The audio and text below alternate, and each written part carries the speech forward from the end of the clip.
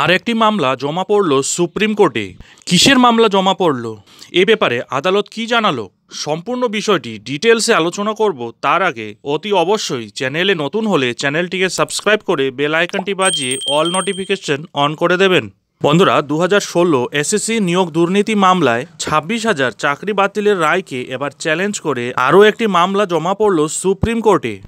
এই school service কমিশনের চাকরি বাতিল সংক্রান্ত মামলাটিকেও এবার যুক্ত করা হলো মূল মামলার সঙ্গে। গতকাল অর্থাৎ সোমবার প্রধান বিচারপতি DY চন্দ্রচূড়, বিচারপতি JB পারদিওয়ালা এবং বিচারপতি মনোজ মিশ্রের বেঞ্চে মামলাটি উঠেছিল।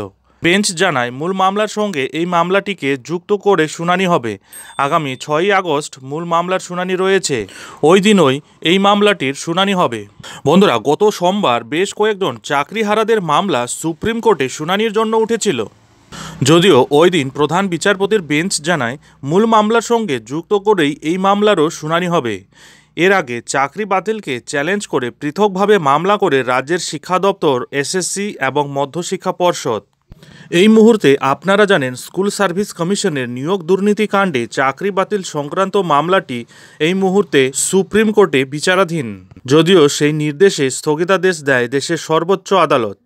এই মামলার পরবর্তী শুনানি আগামী 6ই আগস্ট। গত 2016 সালে SSCর মাধ্যমে নিয়োগপ্রাপ্ত মাধ্যমিক, উচ্চ মাধ্যমিক স্তরের শিক্ষক, গ্রুপ C এবং গ্রুপ D স্তরের শিক্ষাকর্মী, মোট 4 ধরনের নিয়োগ এর সঙ্গে জড়িয়ে। তাই সব কিছু এক জায়গায় আনতে আদালত একটি কমিটি গঠন করেছে। রাজ্যের শিক্ষা দপ্তর এবং SSCও এই ব্যাপারে সাহায্য করছে বলে খবর। এবার সংশ্লিষ্ট মহল মনে করছে মোট 25,753 জন শিক্ষক, শিক্ষিকা ও শিক্ষাকর্মীদের চাকরি থাকবে কি থাকবে না তার একটা মোটামুটি আভাস মিলতে পারে সুপ্রিম কোর্টের আগামী শুনানিতে। আদালত ইতিমধ্যেই বিস্তারিত তথ্য জমা দিতে বলেছে। সব পক্ষের বক্তব্য শুনবে সুপ্রিম কোর্ট। আশা করা যায় সেদিনেই মোটামুটি ক্লিয়ার হয়ে যাবে কার চাকরি থাকছে আর কার যাচ্ছে। যাই হোক, এখন এ পর্যন্তই। এর পরবর্তী আপডেটের জন্য অবশ্যই চ্যানেলে চোখ রাখুন এবং ফেসবুকেও এই ধরনের আপডেটগুলি প্রতিনিয়ত পেতে ASM বাংলা অনলাইন ফেসবুক পেজটিকেও ফলো করুন।